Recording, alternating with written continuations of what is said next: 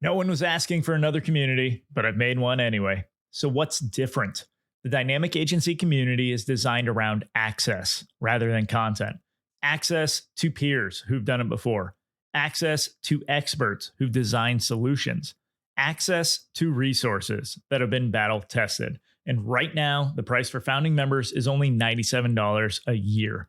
Join today so your agency has immediate access to everything you need to grow. You can join at dynamicagency.community. It's easier than ever to start an agency, but it's only getting harder to stand out and keep it alive. Join me as we explore the strategies agencies are using today to secure a better tomorrow. This is Agency Forward. All right, so Jack Porter Smith introduced us, and I think initially my messaging and everything came out as very anti-referral to you. What made you want to chat with me in the first place then? So it's an interesting one, Chris, right? And I'm very glad I did, by the way. But what made me chat was the fact that Jack had recommended you, that there was this warm introduction piece there. And I think that for me, as a referral evangelist, I think that just highlights the power of people do business with people they know, like, and trust. Yeah. And I know, like, and trust Jack. So despite when I looked at your LinkedIn profile and was interested in you do all the kind of founders scaling past referrals kind of messaging, which just kind of gets me on my high horse a bit. The fact that there was this referral behind it of Jack going, no, Chris is a good guy. Speak to him and it'll be about organic founder-led referrals, which you can't scale. I was like, great. And then very glad I did. But it was because there was this human connection in the middle of it, I suppose. Yeah. I feel like marketing does a disservice, I think, to everybody, where it's like we have to take a stance on something, right? Like have a point of view. And so it's very hard for me to go in and be like, no, I love referrals. Like I will happily take referrals all day. I just don't want to rely on referrals. Like I want to have other marketing systems. And so, I think a lot of times my message becomes like, oh, avoid referrals. And like I joke with a couple of clients who, while we were working together, got some pretty massive referrals, mainly because they fixed their positioning. And so people knew when to refer them, which is great. But I told them, no, we'll take their money. We just won't be happy about it. Joking. We happily took that money, but yeah, it is. So it is interesting. We have to create this like polarized effect, right? To like where you almost say like we're demonizing referrals in one way, or I am, when in reality, like no, like it's more revenue for your business. Like take them, just do it right. Have a deliberate system, and that's where you come in to actually create a deliberate system. I think you got the new book that should be coming out at some point soon on this system. Want to start there? Dance is my framework for referrals: discovery, assembly, nurturing, connection, and engagement. And the book that is with the editor at the moment is on the partnership side of that. So it's the same framework; they're just slightly different between whether you're looking to get consistent referrals from partners or consistent referrals from your clients and your wider network. The people that maybe aren't as aligned in terms of business output and shared end goal. You can't put as much overt process behind that stuff. But you can absolutely still scale them. But you're right on the demonizing thing. I think it's almost seen as like not grown up. Like you get to agency to a certain size through referrals in your network, and then it's like, well, now we've got to kind of do this grown-up stuff of other marketing. And I'm like, I'm never one to be, this is the channel you should use, right? But my thing is what you definitely shouldn't do is forget the channel that got to where you were and not make the most of it. It's the most cost-effective one. It's the most cost-effective channel that you'll have. It's the one that compounds the most so truly scales. But it's the one that I think as well, all the other marketing and all the other good outbound stuff and brand marketing just helps, right? Like, and you're right, you shouldn't just rely on referrals, particularly as you're getting bigger and you want larger clients. the people doing business with people they know, like, and trust, a referral shortcuts that process. It doesn't negate it, right? You still need social proof. You still need well, you mentioned the positioning, right? I think that's that all the stuff that you would do in order to scale your other efforts is only going to enhance your referral and partnership strategy as well. Yeah, one of the challenges I see the most with referrals specifically is that it like lulls people into this false sense of security where it's like they get some business in, but because of the that referral, right, the trust that they already have with someone else, it's like they come into the sales process and I can close deals way faster because this person's way warmer. They already have the proof they need. But if I get a cold deal coming in, like some prospect who just found me on LinkedIn, it's like it's a much harder sales conversation because you actually have to do discovery and you have to, right, you're not reliant on someone else's word.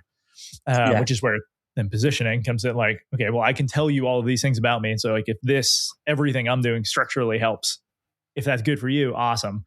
If you can do that and then show your partners, like all of those things that you're doing as well, it's like, it only gets stronger, right? Because you have that spot in their brain that they can just refer you quickly. But let's walk through your framework to like set a lot of the process of like finding the prospects and partnering prospects, I guess would be the term, right? But finding those and like setting the system up so that you have a deliberate like partnership system. Yeah. So D is discovery, right? And if it's partners, that's understanding who your ideal partners are. Particularly in the agency space, the blessing and the curse of the agency community is typically pretty supportive bunch, right? Like, and there are any number of events and communities you can go to, which means agency owners end up collecting partners, and they're not collecting partners, they're collecting friends and peers. And that's a wonderful thing, but don't confuse that with people that are actually going to be able to refer you consistently. Yeah. And so D is discovery. It's about understanding who they are. And it's about looking at where you sit in the customer value chain. Some agencies will be able to refer you consistently. Others you'll be able to refer consistently to, but not the other way around. And just understanding that is a key part, because once you've got that and you've got a really strong partner value proposition, positioning again, it means that when you're chatting to partners, instead of being like, oh, would it be really nice to remember to introduce Sally and the team at Rocket Marketing, the partner value proposition is what makes your partners go, oh, no, Sally and her team are essential to making us look amazing in the eyes of the client. We need to proactively get them in front of every single brand we can because it works. And I think unless you're really tight and defined on who your ideal partner is, then you can't really articulate that value. Much the same as when you're doing outbound and if you don't have a really tight ICP, then how can you speak to them, right? A is assembly, system structure, Chris, right? It's are there commercials behind it? It's what data are you tracking? How you're reporting it back? All that good stuff doesn't win you partners or even referrers, like casual referrals. It's not the stuff that wins, but it's the stuff that keeps people referring you consistently, because it's the stuff that builds trust. I think just saying doing what you say you're going to do when you say you're going to do it is it's like a vastly underused tactic in life and business today, right? That right there is positioning, like in a nutshell. Right. N is nurturing, so it's partner comms. So like from the very first time you have a call with someone, all the way through setting expectations, which a lot of people don't do, partner onboarding, strategic reviews, all that good stuff.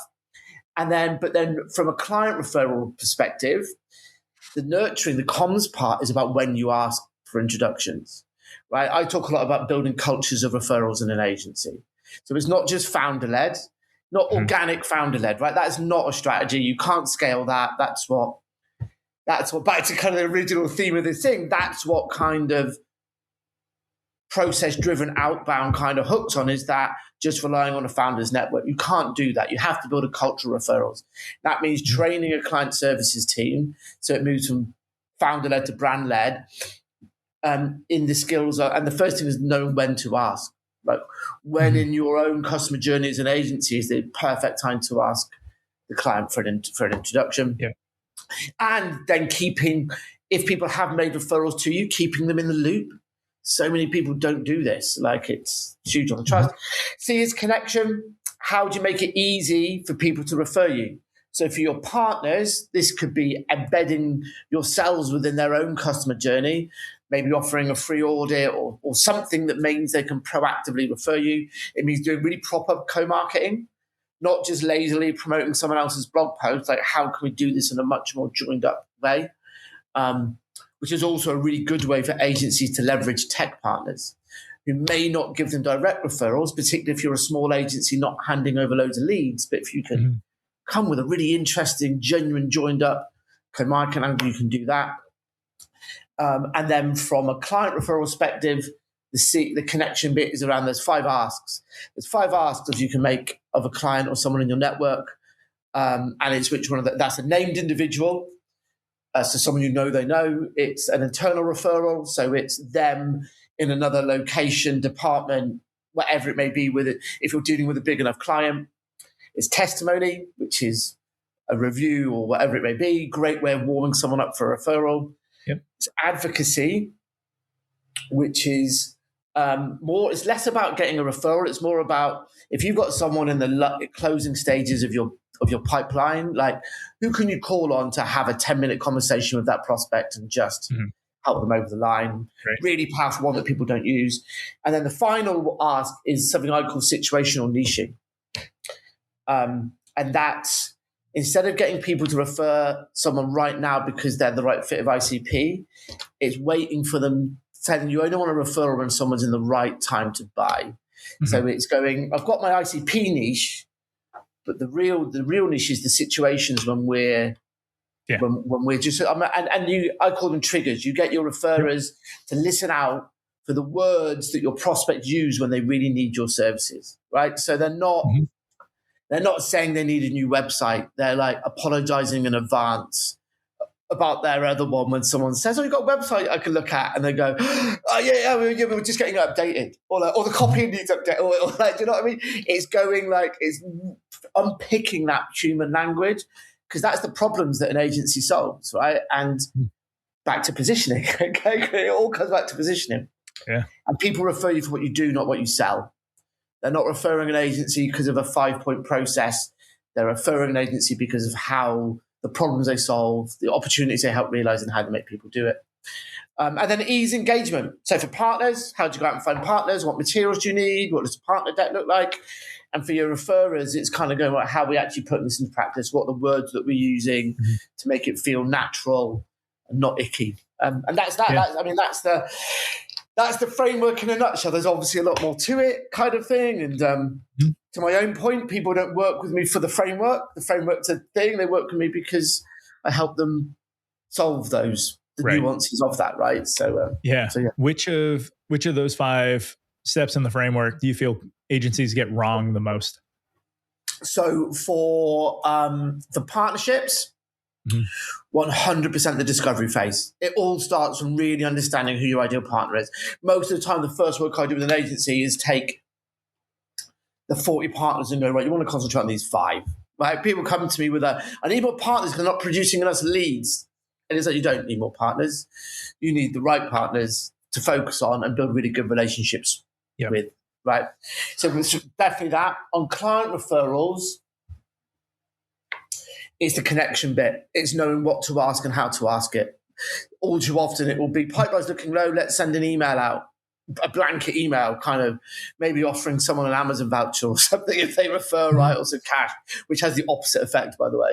Or in a client review meeting, taking a deep breath and suddenly going in the middle of a friendly conversation, "Oh, we would like to work with you. Do you know anyone else who might need our services?" And they're all feeling very icky. Yeah. So I think client referrals is that bit. It's the fact that you can lean into being human about it.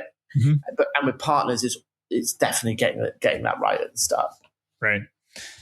Something we had used at the agency I used to run was at the start of and this goes back to you mentioned like setting a culture of referrals. But like one of the things we had done at the start of the engagement was saying, hey, if you're happy, like at the end, we're going to ask for a testimonial. We're also going to ask for probably some referrals. Like if you're happy with our work, otherwise, like you're good. We're not going to ask you for a testimonial if we suck, right?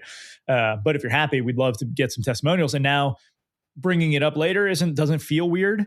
It also keeps it top of mind for them if you have it at different points in the conversation. So now you're not getting to the end of the conversation being like, well, where are those referrals you promised me? And it's not, not as awkward.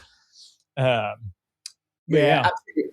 I know people that put in their onboarding forms, and it's a similar one, right? The last piece was around, we mentioned that we'll ask for referrals when you're happy. I think they put when you're happy with our work, or we ask for referrals. They go, we don't offer cash incentives. We know that's not why I'll do it, but we do like to say thanks.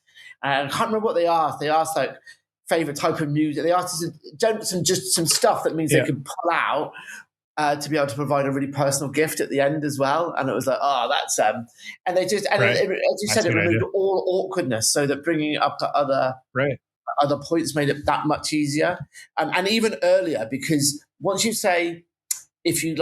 brought up the subject of referrals once, it's so much easier to bring up again. Because one of the other mistakes, not just agencies, all businesses do, is wait too long to ask for a referral, right?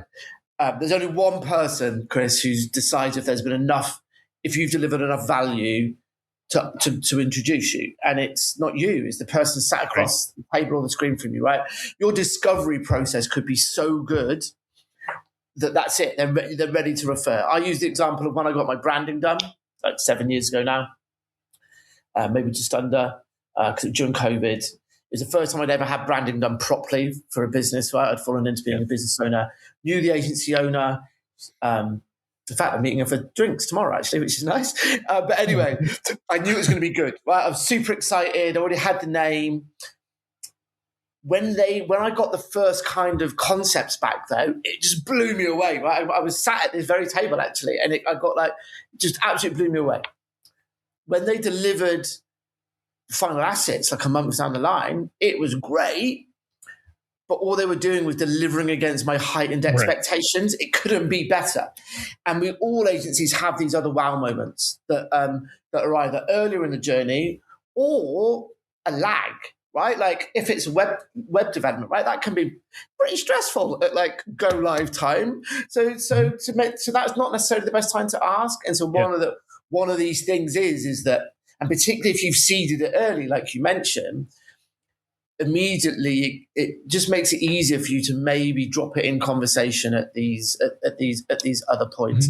And it's not like you're going, right, who can you refer me to now? It's if someone says about how amazing your discovery process was and that the previous agency they worked with were awful like that, didn't take the time to understand their business, whatever, then it's not going, really? Right, can we get your black book out now? It's going, that's amazing to hear. Thanks, Chris. And look, always, if you've got other founders that are moaning about their agencies not knowing them, then we'd always love an intro, right? And so it feels so different, but you can do that nice and early, right? Yeah. So I was an advisor to Partner Hub. And so just helping agencies find tech partners and building those relationships and stuff.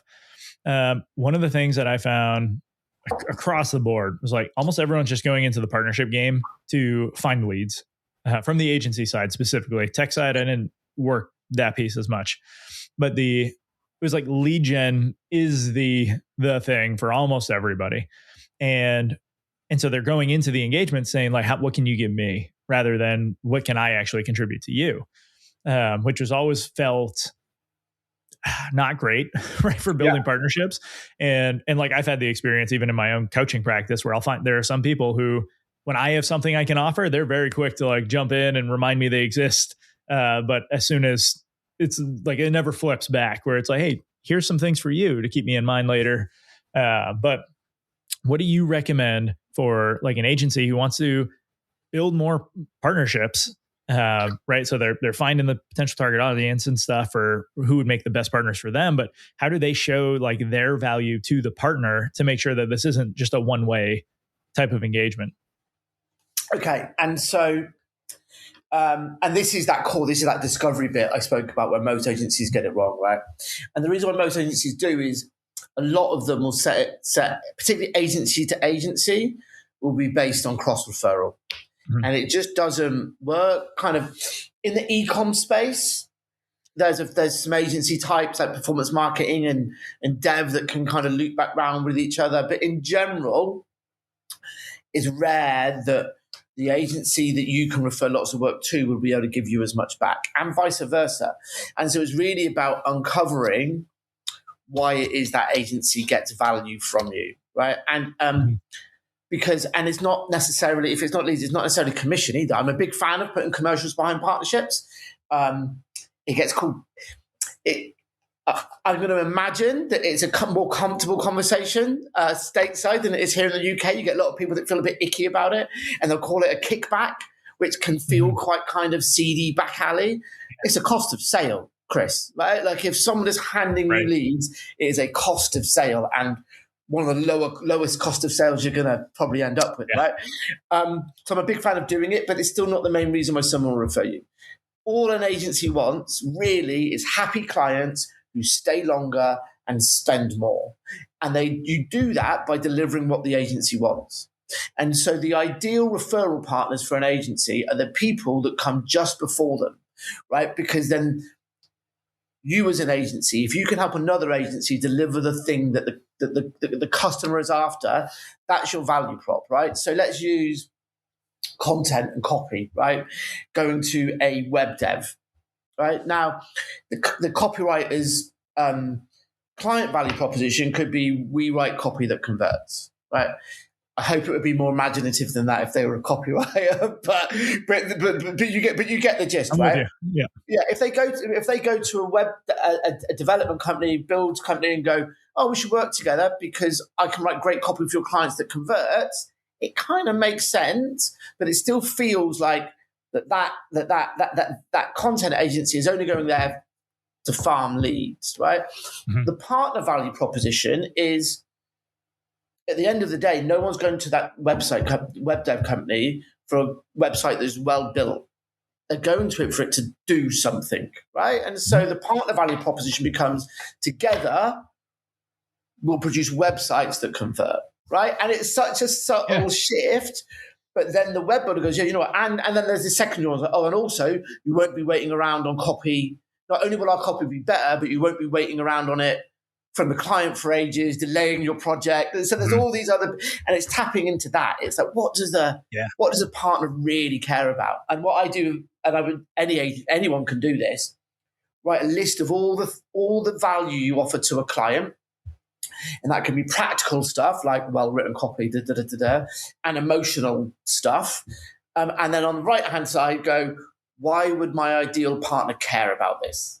Right? What was in it for them because of this? Yeah. And then suddenly when you're having a conversation like we are now with a potential partner, they're like, oh, yeah. And that's what shifts it. That's what shifts it from, oh, would it be nice to refer these guys to, we need to put you in front of, and then all the other process, the A, the N, the C, the E in my framework just falls into place because the other party wants to make it as easy as possible to get you in front of the audience. And that's the key thing. I love how much positioning comes into this. As a positioning coach, I'm purely selfish in this, but because when I'm looking at like a client's positioning, even my own positioning, it's like with my model, we got 11 levers. We're looking at how do we stand out in these? What stack do we need to create? Something that a lot of I think people miss when they're working on their positioning is that they look at it and they say, this is how I want to be seen. Let me put it out there. But you have to look at from the buyer's perspective, do they even care about that position? Like, do they care that you can do these things? Or do they see the benefit to them? And so just shifting that, like you have your positioning for how you want the buyers to see you, but then also you want the positioning for how you want your partners to see you. And now, is this a benefit to them? Can they see that? And then there's obviously the value chain of like, you see it trickle down to their clients as well. But I think the other benefit of doing that is like you make it very clear how you're the best partner and like who the best partner for. And so when they say, hey, we really need someone who can deliver asynchronously and I don't know, has their pricing model shows like the incentives for the end buyer, all of these different things. It's like I know exactly who to go to, and I can pick that agency out very quickly for my partnerships, assuming I have 5 agencies maybe that I'm partnered with. Like I know that you are the best fit for these, so I think of you right away.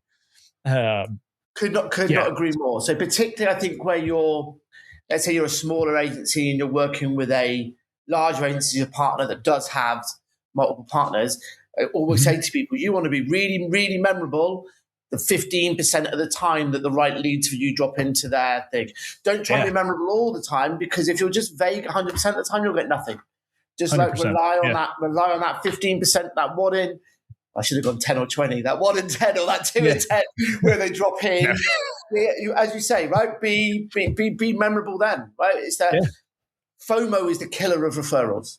If you want to build intentional referrals that work in some way like a predictable outbound thing, you have to get over your FOMO, right? You have to kind of go, no, this is who we serve and this is how we serve them.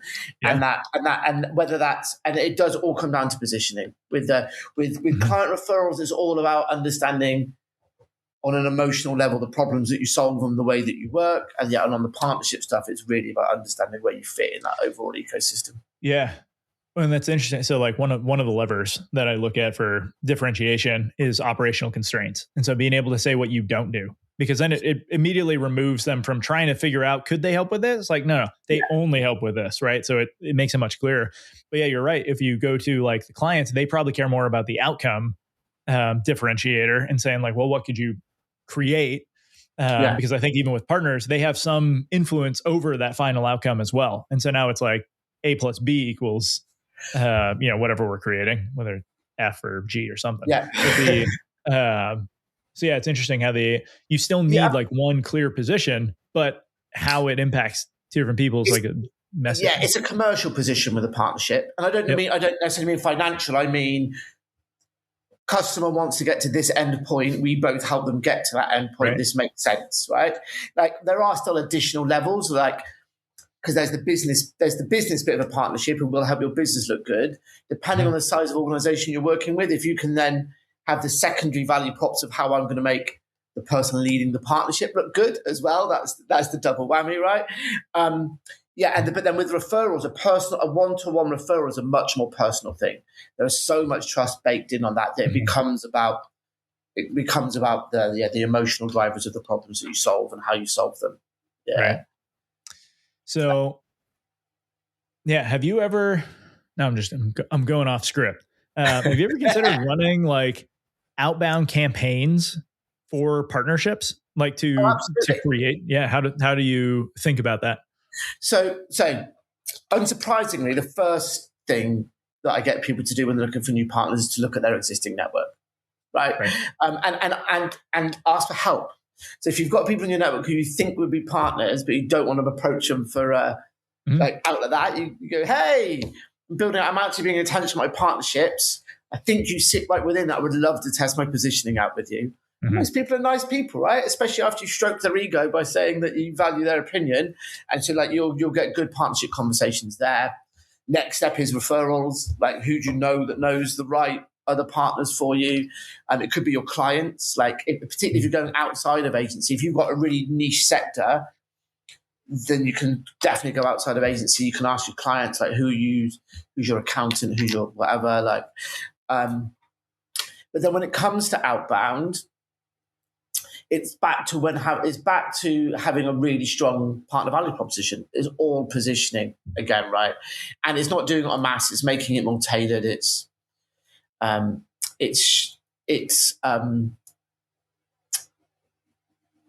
partnership is still based on relationships at its core, and so any outbound kind of colder approach still needs to reflect that. I think, and I think that's that piece around referrals not being grown up marketing kind of thing. And I know that's people relating to it being organic, founder-led, just relying on it coming in, right? I think that's where actually, because outbound's getting a pretty hard time of it at the moment as well, right? But not good outbound. What's getting a bad time of it is awful AI personalization at scale slot outbound, right? And I think they're both in the same buckets. If you think that that's what outbound is, that's not very grown up either. Going, I've done my new biz because I've filed off 1,000 random messages. Like, personalization at scale and all that rubbish. And so I think there's just this. I think there's this more respectful way to look at how we do business, right? And today, trust is at an absolute premium now, Chris, right? And so 100%. Good news for me, because people are kind of looking back at the highest trust level of peace. But it means you've got to be really, really good in your positioning, in your brand marketing, and everything else to back that up at the moment. Right. I mean, we're definitely in a trust economy. I think the people with the most trust are the ones who are going to be able to command the most business. They're getting the most attention because people know they can trust them, rely on them. It's where it's at. And so referrals, if anything, are only going to become a bigger part of this, because like a business period, I think, because if I have to sort out between 10 different agencies that are all saying generally the same thing, it's like, your positioning can stand out, but people can copy the positioning on your website. They can write. So it's now, how do you show up? And one of the fastest ways to get that across is through a referral, by having someone else say like, oh, they crushed it on this project. We only had to meet like 2 times and they delivered the full website. Like, those are the things you want them like bringing up about your positioning. I think that's only going to get stronger as we go into this. So it's probably the same with partnerships as well, right? Being able to connect with those companies, have similar values that you can each benefit from each other and grow it. And so, yes, it's a long way to continue. As I say, it's part of a mix, though, right? Back to that whole thing. I think there is this conflict because the world is polarized. That's how it's kind of almost shoved into these lanes of like, you have to be polarized because that's what people will respond to. But actually, getting the mix right, like the quickest leads you're ever going to get. They're not even referrals, actually. It's people that you've already spoken to and know, right? That's that proposal you never followed up on, that whatever it may be. Your next quickest is almost certainly going to be referrals. But that's the stuff that you can do while you build out these other systemized approaches, while you decide who your ideal partners are, while you start that kind of target outreach campaign, while you do all this other stuff. And I think the agencies that will thrive will be the ones that understand it's not an either or, and that it's not a mass approach. It's about being personal and conveying trust and building that across multiple touch points, I think. Yep. Cheers. All right. As we wind down here, 2 more questions for you. Okay. First one, what book do you recommend every agency owner should read? Okay, so this is not just agency owner. I'm going to go just in general, and it's The Subtle Art of Not Giving a Fuck by Mark Manson, which is just brilliant, right? And choosing the fucks that you give, I think, has been one of the key change shifts for me over the last few years, kind of thing, and just embracing that. So, so I read the book, like very much enjoyed it. That was the first book that I think I read and had like realized a business book even can truly pull your personality into it. Like there's one portion of the book where he's talking about like some cocaine addict building a snowman out of cocaine or something. It was just like a very absurd thing, but it was hilarious in the book. And I was like, oh, when I write a book in the future, I can actually I don't need to be just like prim and proper and like have everything lined up. So multiple reasons you should check out the book.